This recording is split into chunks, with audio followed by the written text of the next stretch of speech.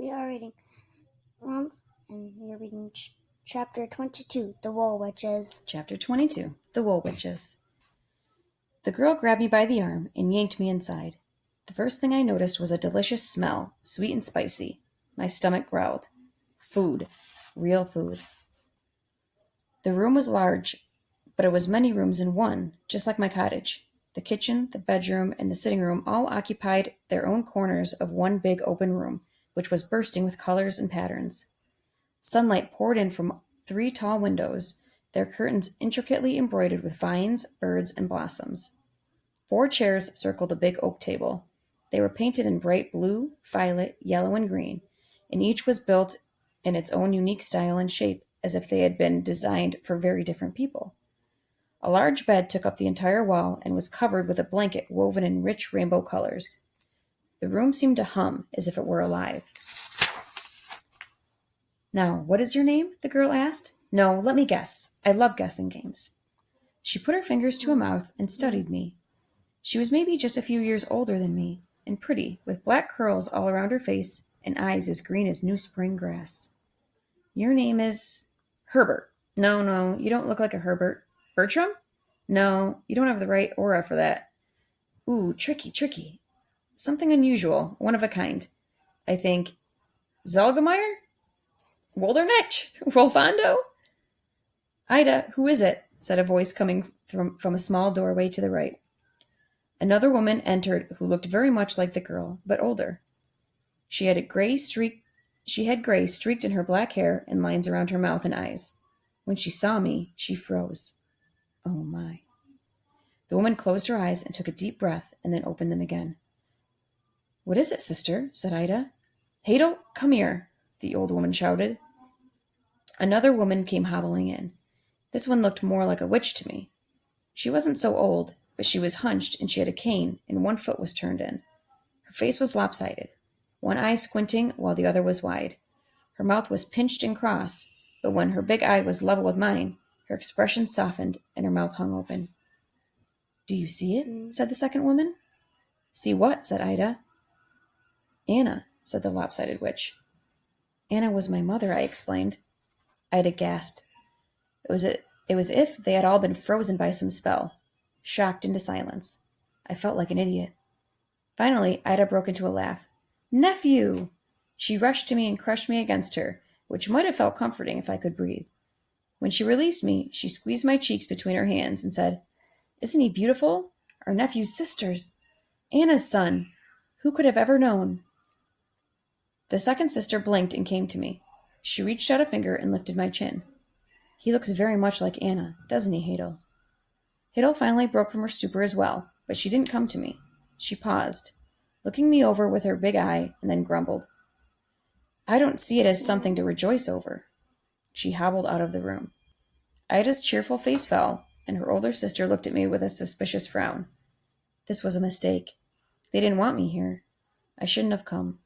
I took a step back, but Ida caught me by the shoulder. "Oh, don't mind Hadel, dear nephew," said Ida. She has always been crabby. "This is Bathilda. We are so glad you came to us. You may call me Auntie Ida. Come and have a—" "Ida, we know nothing of the boy," Bathilda cut in. "Where he came from, how he found us, or even what his name is." His name. Ida's face darkened. I've been unable to guess it. So curious. I'm usually spot on. I looked between them. I was so tired. The idea of trying to explain my name and everything else overwhelmed me. I didn't want to see the look on their faces. "My name is Robert." Bathilda furrowed her brow, confused. "Well," said Ida, looking disappointed, "I never would have guessed that." "How is it that you found us, Robert?" asked Bathilda. "I asked in the village about my mother. Nobody remembered her. But when I asked about spinning—" Bathilda stiffened, but nodded. They must know about my mother's spinning. "Oh, but come eat cake and see what we're making." Ida dragged me through the small corridor leading to another room, but Hadel barred the doorway with her walking stick. "You're filthy," she growled. "Hadel, Robert is our nephew, and our guest." Hadel's big eyes looked me up and down, and I felt that she could see every secret I held. "Humph. Robert, you'll take a bath before you set foot in here. You look like you grew from dirt." The bathtub was in a corner in the kitchen. Bathilda poured hot water in the tub and held out soap and a brush to scrub myself. Then she and Ida left the room through the door where Hadel had gone. After I washed, my clothes were hanging to dry by the fire, so I wrapped myself in a quilt sewn with 100 different colors. I made that, said Ida when she returned. Do you like it? How do you get so many colors? I asked, brushing my hands over the intricate patterns. It's all in the fingertips. Wait until you see what I'm working on now. While my clothes dried, Ida fed me as much food as I could shove in my mouth, which was a lot. Not only had I forgotten what it was like to be clean, I had forgotten what it was like to eat real food instead of wormy sludge. And this food was even better than the food I remember eating, better than Martha's meat pies or Red's granny's stew. It was certainly better than sludge. There were beets and potatoes sprinkled with herbs and cheese, fresh bread and milk. I'd never had cake before, but it turned out to be a sort of bread that was sweet and crumbly and moist. I had 3 helpings. I was feeling rather sleepy after I ate, especially when I put on my warm, freshly clean clothes, but Ida had other ideas. She pulled me into the other room where Hadel and Bathilda were. I stopped in the doorway and gaped. Hadel sat at a spinning wheel, and piled at her feet were skins of threads in colors that no dye could make. Red brighter than strawberries, yellow like sunshine, blue like the morning sky, and blue like deep water, green like the forest leaves, and all shades in between, colors I'd never seen in the world. Bathilda was knitting what looked like a shawl, creating a fluid and intricate pattern with Hadel's rich threads. She worked with such speed and rhythm, her fingers and knitting needles became a blur. But what amazed me the most were the tapestries. Every inch of the walls was covered with bright pictures full of life: a white unicorn in a field of orange poppies, dancing princesses, a knight shielding the red fire of a dragon, a maiden in a tower. In the middle of the room was a big loom, strung with varying shades of threads.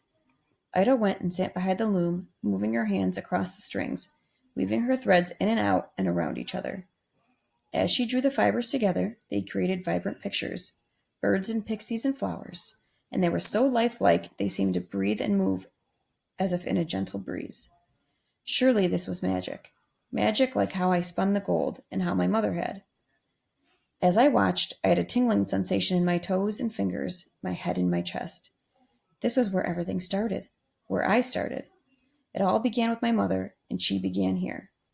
How does it work? I asked. Enchantments, Ida said with a thrill in her voice. Magic. Ida, said Bathilda. It sounded like a warning. We do more of our own work than the magic does, said Ida. We just allow the enchantment to give fibers a nudge. You're nudging a little hard there, don't you think? Said Hadel. She had been spinning wool into a gentle shade of lavender, but as she spoke, the color deepened to a violent purple. It will fetch a good price at the market, said Ida. Yes, but at what cost to you? Oh, Hadel, you worry too much. There is no greed or pride in this, only beauty.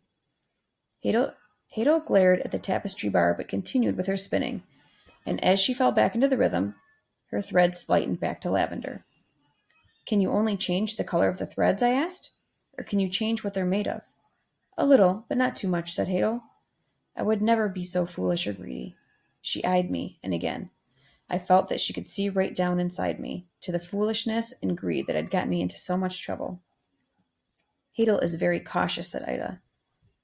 We would all do well to be cautious, considering what happened to his mother, Hadel said, nodding toward me. Bathilda put her knitting down. Hadel, it could happen to anyone. Anyone foolish enough to be so greedy. Anyone can be greedy, said Ida. Clearly, said Hadel. Excuse me, I said, but I never knew my mother. Oh, you poor thing, we are being insensitive, said Ida. She dropped her work and rushed to comfort me. No, it isn't that. It's just, well, I hardly know anything about her. I knew that she was from yonder, and that she could spin. Her spinning wasn't like other people's, but how was she foolish and greedy? The 3 aunts stopped what they were doing and exchanged cautious looks. Did she make any of this? I asked, pointing to the tapestries and yarns. No, said Bathilda. She traded everything she made, including her soul, mumbled Hadel under her breath. Hadel, gasped Ida. Our poor nephew. Well, he's poor because of her. Don't you think he has a right to know? They all fell silent. Bathilda and Ida stared at the ground, but Hadel was watching me, her big eye twitching. I know about her spinning, I spoke up again, dancing around the questions I most wanted to ask. I wanted to know what happened to my mother. I wanted to know if there was anything that could be done about my problems, but I couldn't decide how much I wanted them to know about me. I knew that she could spin valuable things. Will you tell me what happened to her? Greed, said Hadel. Greed and magic sucked her in and spun her to death. Hadel, be sensitive, said Ida. It's the truth. You were too young to understand. Ida opened her mouth in protest, but Bathilda cut her off.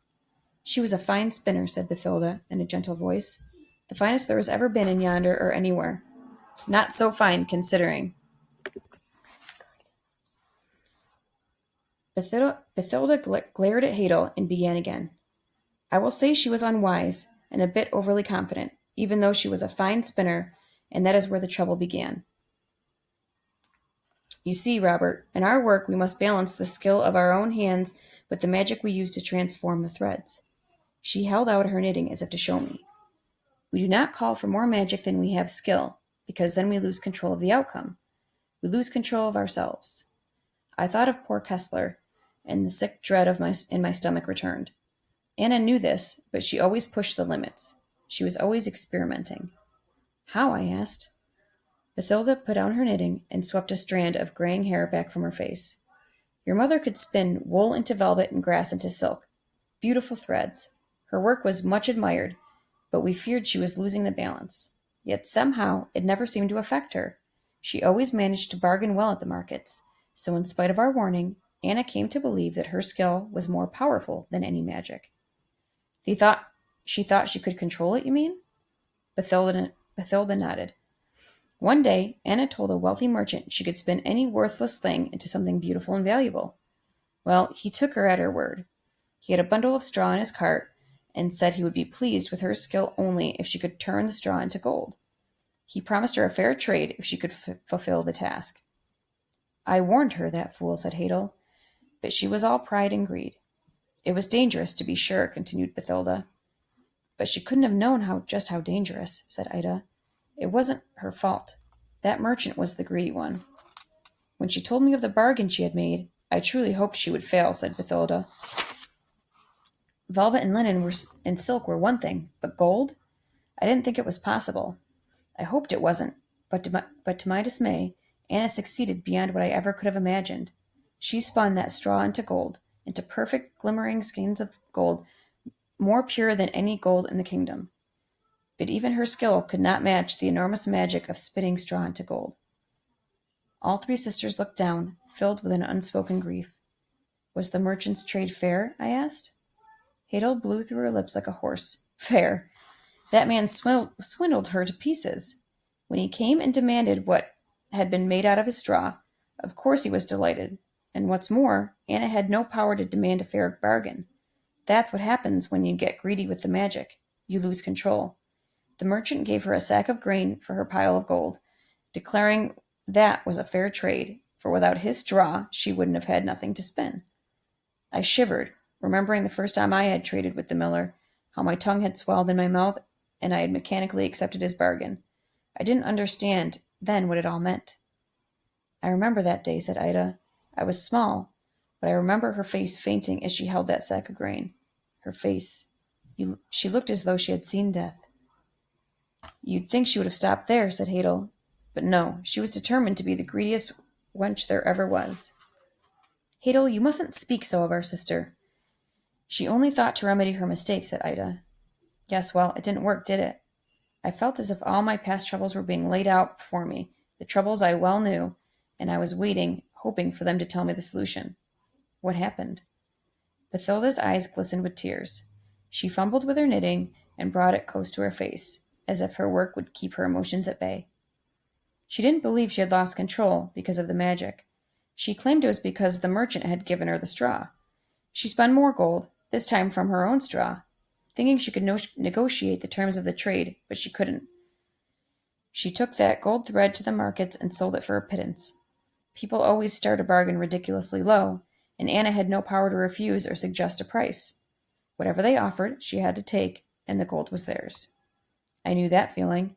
I was blind to it at first, but with Opal I recalled the powerlessness I felt at not being able to suggest a trade or even refuse one I thought abominable. Then the merchant returned, growled Hadel. Yes, that was truly the worst part, said Bathilda. He returned with a wagon full of straw for Anna to spin, said Ida. I remember that. So much straw, and I knew what he wanted. I knew. This merchant was sounding a lot like the miller.